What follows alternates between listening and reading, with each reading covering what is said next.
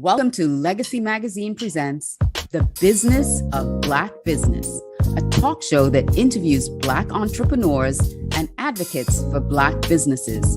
Topics include access to capital, best business practices, success stories, and more. Now introducing our host, Jay Reynolds. Hi, and welcome to another installment of The Business of Black Business. Now, are you an emerging minority-owned business that would like to launch or to scale up? Have you ever considered participating in a pitch competition? Well, today we get to talk to three business owners that took that step and benefited from it. They took that step and actually won a pitch competition. I'm really excited to talk to them. Hello. My name is Jay Reynolds. I own Wolf Creek Consulting. We are a top-ranked executive staffing firm with offices in Coral Springs, Florida, Birmingham, Alabama, and West Palm Beach. This is the Business of Black Business, a show that's designed to help Black entrepreneurs and would-be Black business owners to navigate that difficult labyrinth of trying to start, launch, scale up a business. It's a really unique opportunity to gain access to hear directly from successful business owners, to hear how they did it, to be in a room where it happened. I want you to feel as though you know these guys or have a really good understanding of what their story is. So before we get started, let's do the housekeeping thing. I want to thank the sponsors, because without you guys, we certainly couldn't do this. And thank you for being involved in this from the very beginning. The Mesman and Dover personal injury attorneys, Victor and your crew, thanks very much for doing all you do to help us. Career Source South Florida, FAMU, Medical Marijuana Education and Research Institute, and the Solid Waste Authority of Palm Beach County, and last but certainly not least, AARP. Okay, today we get the opportunity to talk to three winners of the Bank of America Small Business Bootcamp Pitch Day. Now, what's interesting about this is the fact that a couple of weeks ago, we literally had the senior level managers that were putting this program together from Bank America to talk about this. So we talked about how this program was structured, who was the benefits, how it was planned to benefit the Black businesses, and now we get to talk to the people that actually won the competition. Really excited to talk to these folks. First of all, Chef Vicky Collis, Rebecca Lee, and Aurelia Edwards. Thank you guys for doing this. And as a business owner, I know that you guys wear a lot of hats. You got a lot going on. So thank you very much for taking the time to talk to me. I really appreciate that. So first of all, I really want to people to know who you are. So why don't you introduce yourselves individually, introduce yourselves to the viewers and tell us about yourself. Let's hear about your background. Let's hear about who your influences are. I really want people to know who you are and what makes you you. How about you, Chef Collis? You go first, and maybe Rebecca, you go second, and Aurelia, you'll follow up. Okay. Hi, and we'll everyone. Switch it up. Sure. Hi, everyone. I am Chef Vicky Collis, originally from Haiti. I'm a proud owner of several small businesses. One is a commissary kitchen in Sunrise, and I help other small businesses thrive and grow in the culinary field. I am just recently launching my spice line. And I've also recently opened a ghost kitchen model called Gumbo Twist. My spice line also is called Unique Dust. So I joined this program in order for me to get more organized in order to launch a first fine line of Caribbean spices. Great story.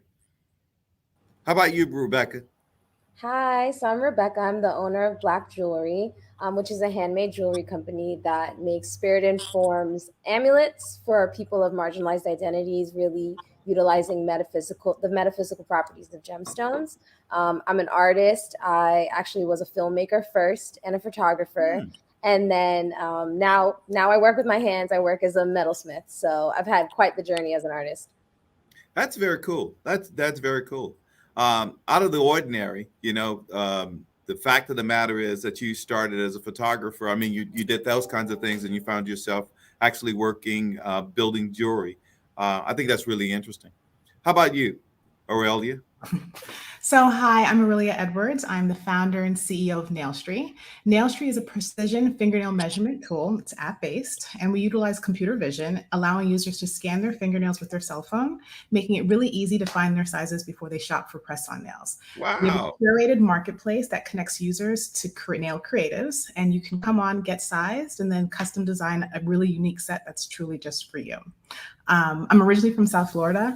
I was a massage therapist for over 20 years, and the idea for Nailstry came about when I was trying to put on a manicure and I was missing sizes that I needed. It really frustrated me that I wasn't able to complete my manicure, and I set out to create a sizing solution to fix this problem. I'll tell you this, Aurelia. I have a sizing solution for my nails. It's called my teeth. I'll bite those bad boys. Rebecca, talk to me a little bit about what makes you you in terms of the fact. I want to know who your influences are. Okay, were family members entrepreneurs, or talk to me a little bit about that so people can give it an understanding about what happened on this journey of yours. Yeah, I think I have a lot of different influences and like people that I look to for inspiration. Surprisingly, not many of them are jewelers. So the artist Adrienne Piper is like a big influence of mine. She did a lot of work about race and like navigating the space as the Black person. And she was biracial and she was like very light skinned. And so people always assumed she was white. And so like just kind of the way that she thought and pushed back to let people know that like you can't say these wild things to me because I'm gonna check you. So she was like a big inspiration of mine. And then I did a lot of reading, Malcolm X. I'm for the revolution. So that is why my jewelry is about prioritizing protection for Black people and people that have intersecting marginalized identities, because it's really important for me, because jewelry is like seen as a luxury thing. It's like if you have the money for it, it's right. Marketed to white people. Like, so that's kind of where my journey came from. I can't wait to see some of this stuff. I'm a stones guy, right? I love stones, and I believe in the properties of stones. Not to the point where I'm so metaphysical. I mean, probably not to the level that you are, certainly. But I do believe that the stones have properties, and there's certain stones that I really, really like, tiger eyes and some other things. I mean, you're doing it. That's what I do. You're doing it. You're wearing them for a reason, and that's why I make the jewelry. So you wear them for their different properties. So yeah, we're on the same page. Exactly. Okay, talk to me, Chef Collis. Tell me a little bit about who your mentors were, and how did you get to this place where you are today. I'm the proud granddaughter of two innovators, and it runs in my bloodline. My grandparents were distillers, and I grew up in my favorite people. Yeah, my grandparents made rum, they made liquors, and I grew up in a bit of a rich culture, and contrary of what you hear from Haiti, about Haiti. Where I grew up, my family compound, we weren't rich or anything, but we were hardworking people. My grandparents were from the South, and they built a distillery. And I grew up watching, smelling the distillation, and so and from there, my uncles went into the gas station business, and my mother is a designer, my father's an architect, so I combine my creativity to food, but my entrepreneurship comes from Haiti, and watching my parents always own their business. My grandparents, I was brought up by the whole village, so that has been innate from day one. And I happen to be one of the few in my family who are business owners and continuing the legacy through food, that is. Hey, well, it sounds like you came by it really honestly. I mean, it's in your DNA, right? Yes. Yes. How about you, Aurelia? Tell me what makes you you. Who were your mentors? Who were the people that actually are responsible for you?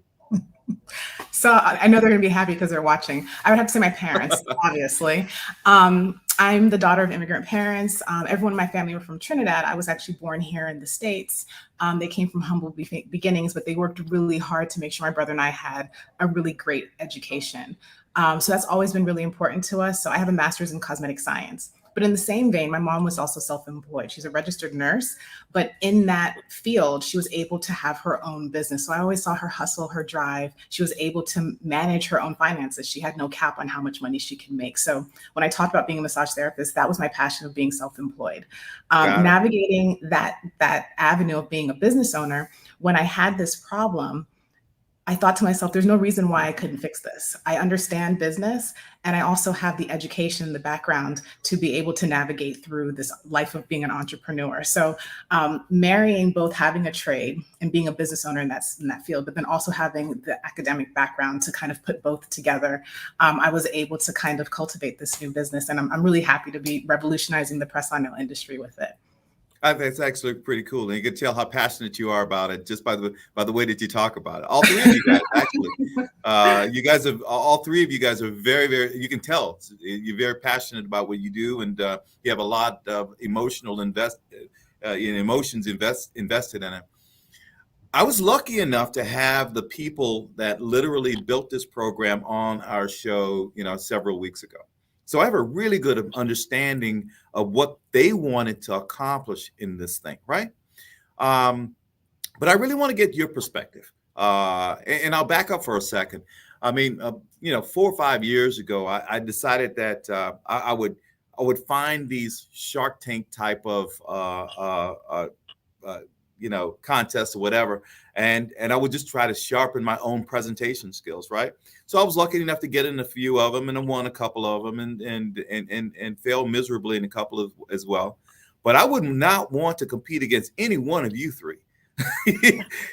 You guys appear to be pretty tough. But tell me why you decided to enter the Bank of America Small Business Bootcamp and that whole presentation. Tell me what drove that, your decision-making process.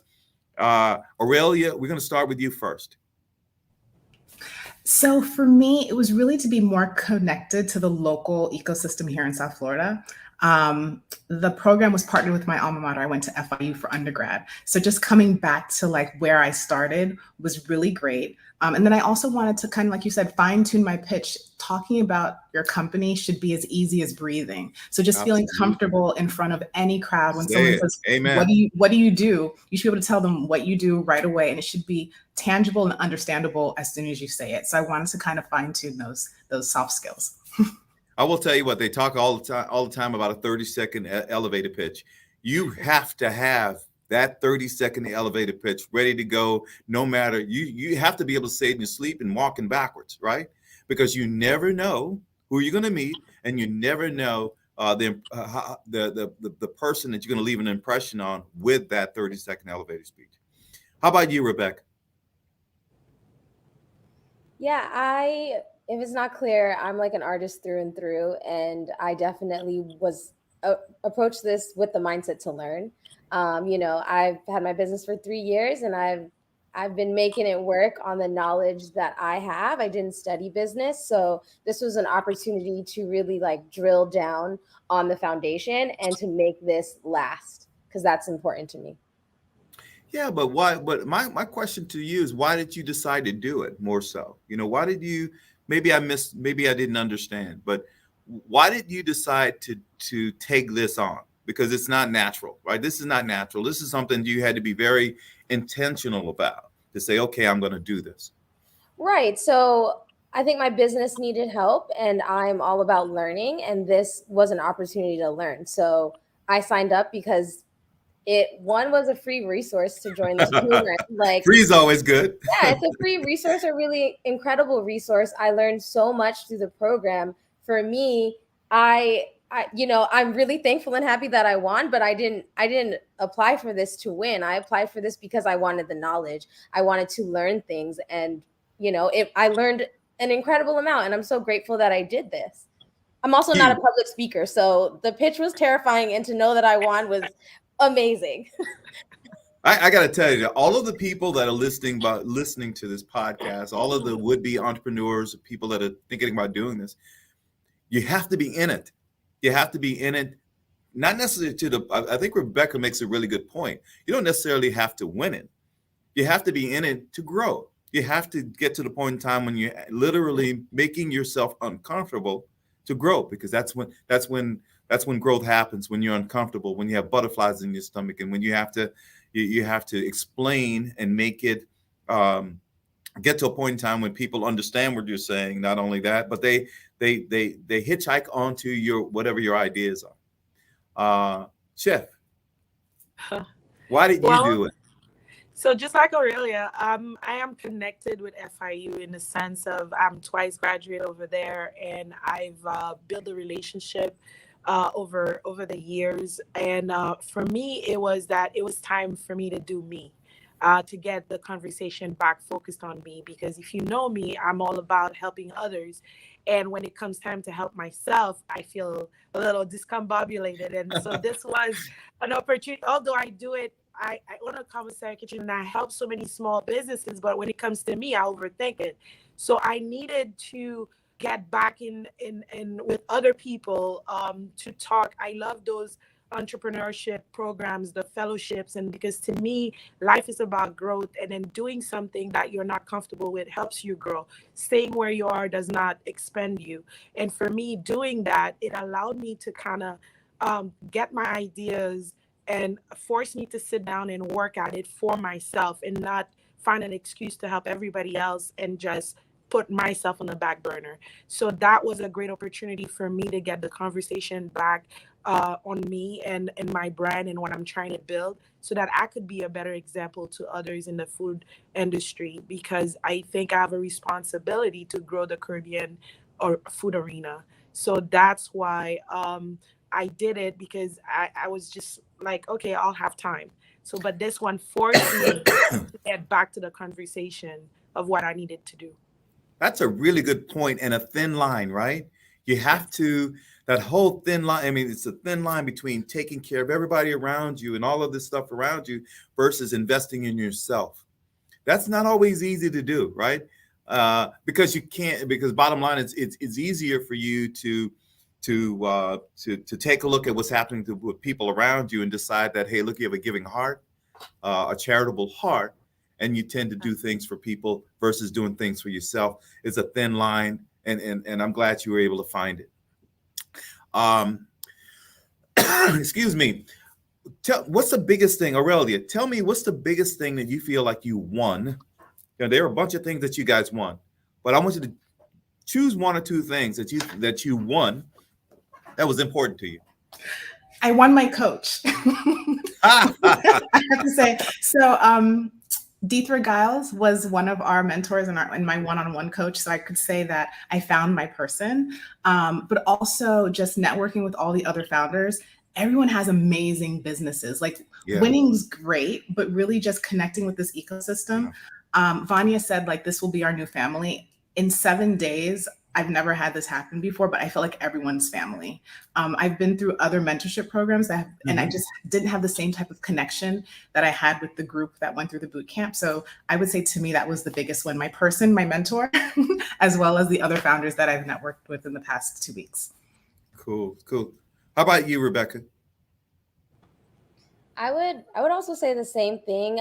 Like, I'm a naturally shy person, and everyone in the group was so warm, and it was like, I was scared to like kind of answer some of those questions, but everyone made me feel really comfortable, and I was able to like dig in and really put my best foot forward and take away as much from the experience as I possibly could. And then Aurelia and I found out that we had met at an art walk like in May. And we didn't realize till afterwards. So it's like the world is really small. And it's absolutely. So were you showing something, and Aurelia, you tried to buy it, or you bought it? Let me tell. So it was the last art walk in downtown Fort Lauderdale Fat Village, and a friend of mine was with me. We were going through all the artisans, and she loves stone. So we stopped at Rebecca's her booth, and there was this beautiful handmade bracelet, but it was too small for my wrist. So we kept going back and forth about how we can make it work. But we took her information and started following each other on Instagram. So I saw the connection when I went to her page and saw that a friend of mine was following. I'm like, I knew you from somewhere. Now, this is going to be so strange. Oh my God. Was this at the vegan thing at Fat Village? Did you do a show where they had this whole vegan thing, and they had a bunch of artisans and stuff like that at Fat Village. Is that where you showed? Yeah, it's a marketplace called The Goods. So May was their last one, and they usually have vegan food and other food trucks and just like all kinds of small business, different vendors. Yeah, I know. The reason why I'm saying that is because I went to it. Okay, I went there, and I bought my wife this caged stone. It was a caged stone place where this artisan had basically taken a bunch of stones and caged them, wire, whatever. That wasn't your shop, was it? Because they were only interesting. Anyway, but it's interesting. Okay, I'm sorry, Chef, tell me. You're going to tell me we were asking. I'm sorry, I digressed. I apologize, guys. No problem. I go off on tangents. But you're going to say, hey, what is the biggest thing that you felt like you learned? So for me, received. I always say that money isn't everything. Connections you have will save your life. Because for me, it's being at the top of my operation. I run a 7,400 square foot kitchen, and I help so many. It gets very lonely on top. And what people see on the surface, they don't know what goes on behind the scene to be who you are and what you do on a daily basis.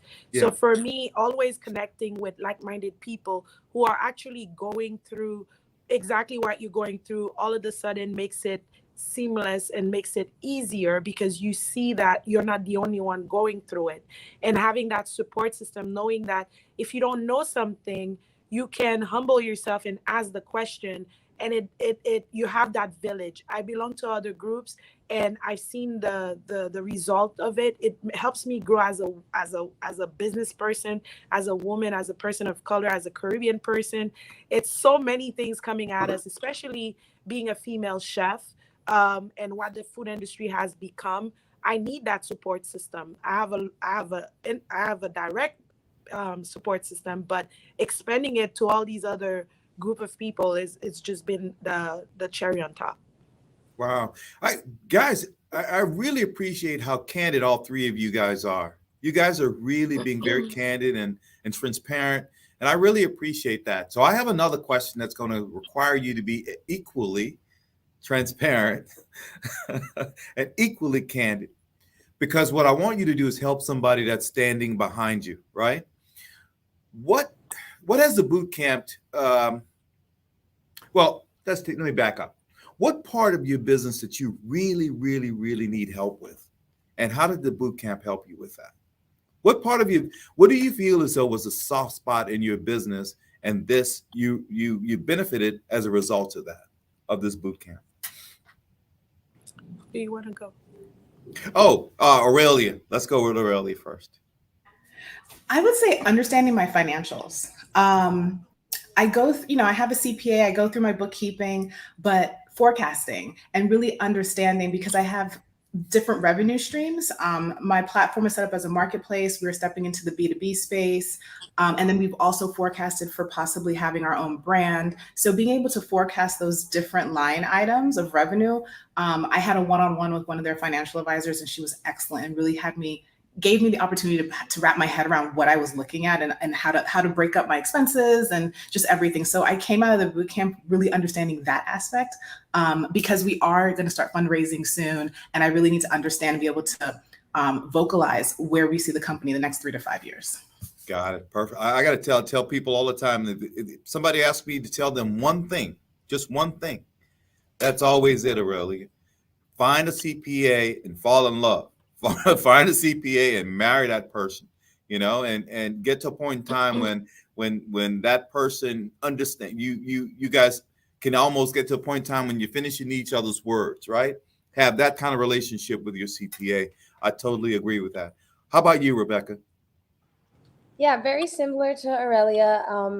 Just looking at the data and seeing what kind of pieces were selling the most and what sales channels I was getting the most sales from. So I was able to see I sell a lot of stuff at markets. I sell a lot of stuff online, and knowing how I wanted to shift my business, it really helped me to see, okay, maybe I don't need to make that many bracelets, or I don't need to make that many necklaces that don't have gemstones, because what people want are this thing. And so having those percentages has been really helpful.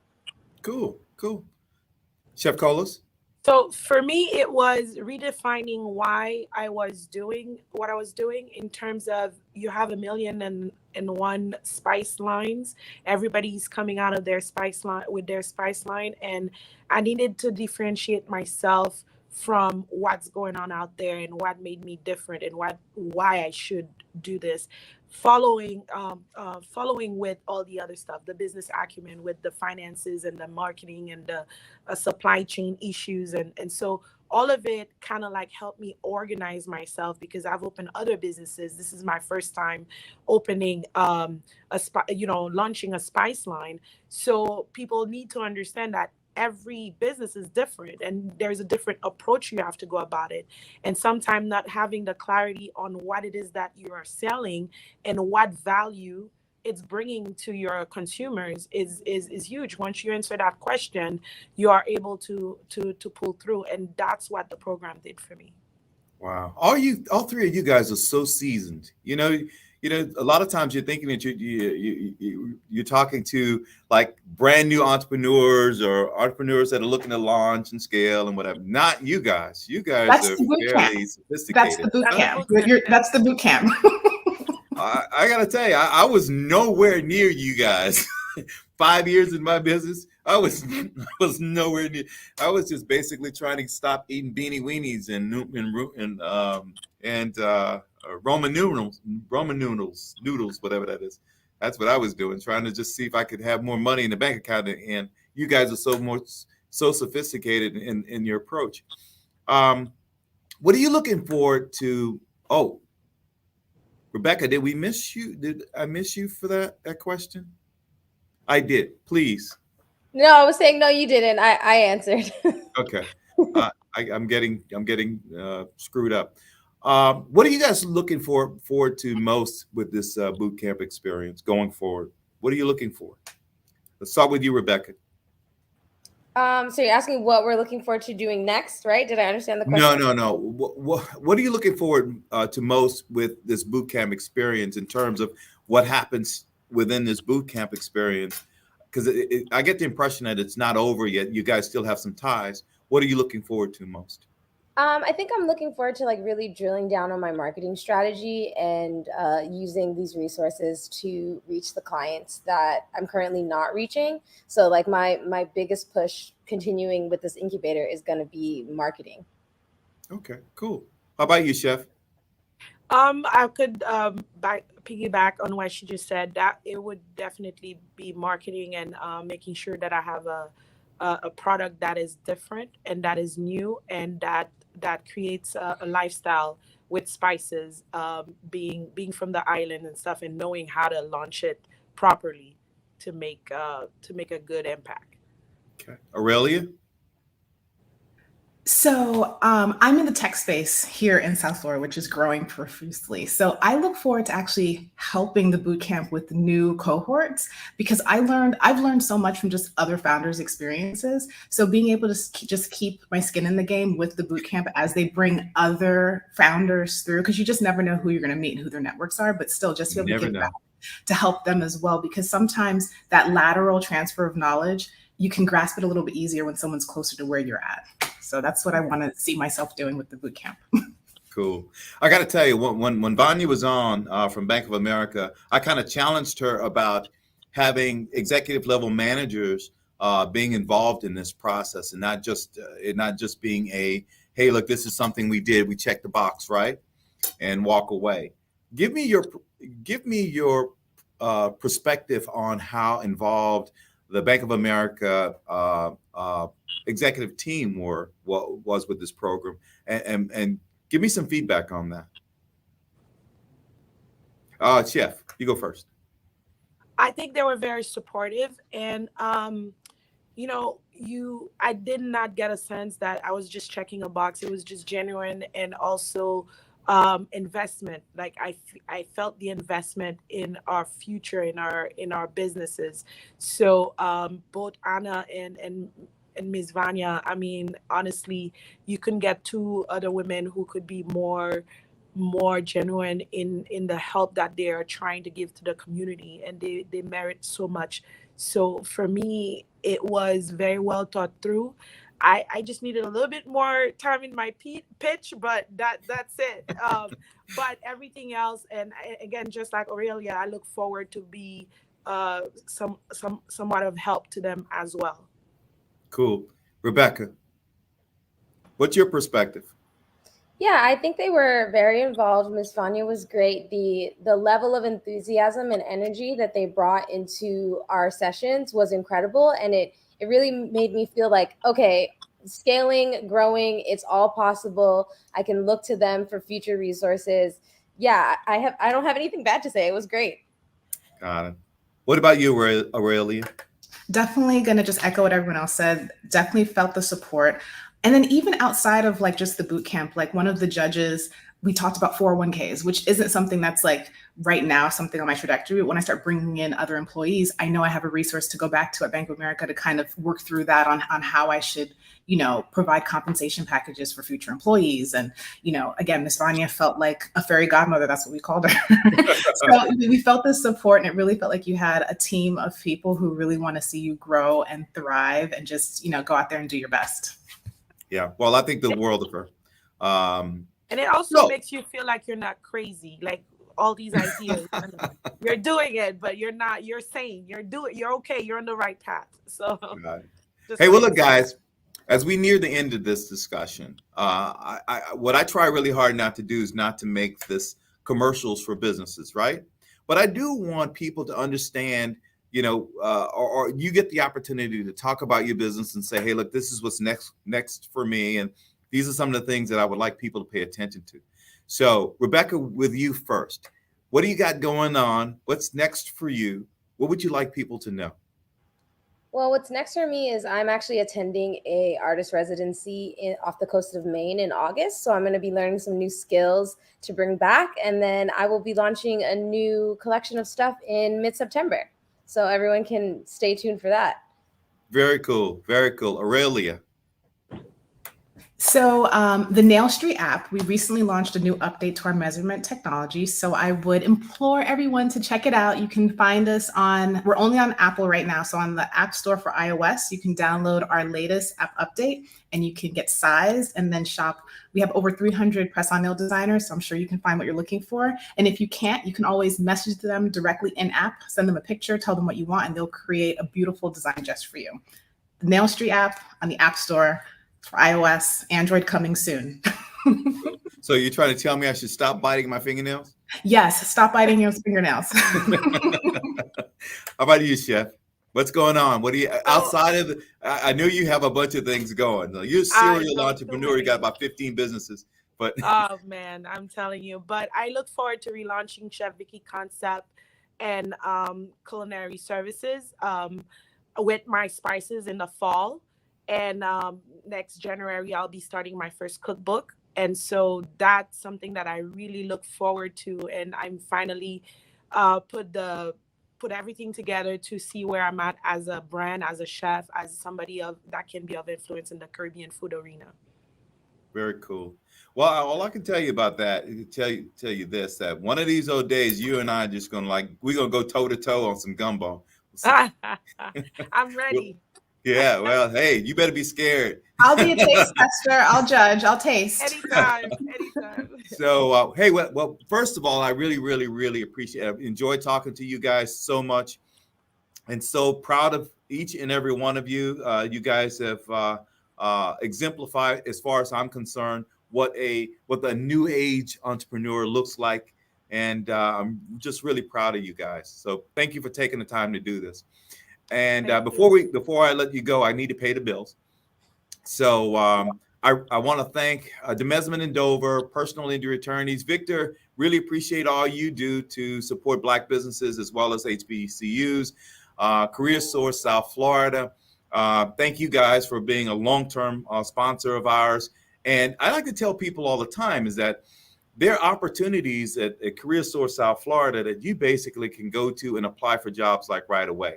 I own a staffing firm, so I'm always talking to people about positions. But I can tell you that you can go on Career Source South Florida, and there's a nurse practitioner position, $47 an hour, and an environmental planner and analyst, $38 an hour. a budget analyst, $24 an hour, a reservation group coordinator, $22 an hour, a disabled veterans outreach program coordinator, $16 an hour, a workforce mobile unit driver, $15 an hour, a warehouse loader, $15 an hour, a mechanic, $14 an hour, a customer service person in Miami-Dade, $13 an hour, and a sleep expert for $11 an hour. The bottom line is that each and every week, CareerSource South Florida posts these jobs that people can actually go to, apply for, and perhaps find that next great opportunity for yourself. Again, I want to thank FAMU, Medical Marijuana Educators and Research Institute, the Solid Waste Authority of Palm Beach County, and AARP. Now, what I want to do is this. I'm going to come back to you guys, the three of you. I want you guys to leave us with one point, something that you believe that that entrepreneur that's standing behind you, that's watching this, that's using you as an example of who they want to be. Leave them with one point of light. Secret sauce, let's call it. What would that thing be? And we'll start with you, Aurelia. What would that one thing be? It may never seem like the right time, but trust me, it's the right time. Just start. Do a little bit each day. Consistency is the key. In a year, 2 years, you'll look back and be like, wow, look at all that I've accomplished. So stop procrastinating. It doesn't have to be perfect. Just start. Absolutely. I agree 100%. How about you, Rebecca? I don't know how I can follow that, Aurelia. I would say that I think you should make sure you're writing the reasons why you're doing this down. Something about seeing your plan on paper really solidifies it and makes it feel like it is possible. So write stuff down. Don't just leave it up here. For me, is a plan without action is just what it is, a plan. So make sure you make out the plan. You see how feasible it is, and you seek to just push it through, and don't be afraid to make mistakes. I've made tons of mistakes in my career, and I've only learned through those mistakes. And so everything being perfect will never teach you anything. So just keep going, be like a horse with blinders on, and just keep going. Yeah, I always say that mistakes are nothing but practice. Yep. So it's all practice for perfection. So, excuse me. I really, really appreciate your time. Thank you very much for you ladies and you femme entrepreneur. I really appreciate you guys spending the time with me. I really appreciate that. I always say, if it is to be, it's up to me, and you guys are a perfect example of that. Thank you very much for your time. Thank you. Thank you for your time. Thank you. Bye. Bye, Thank everyone. you.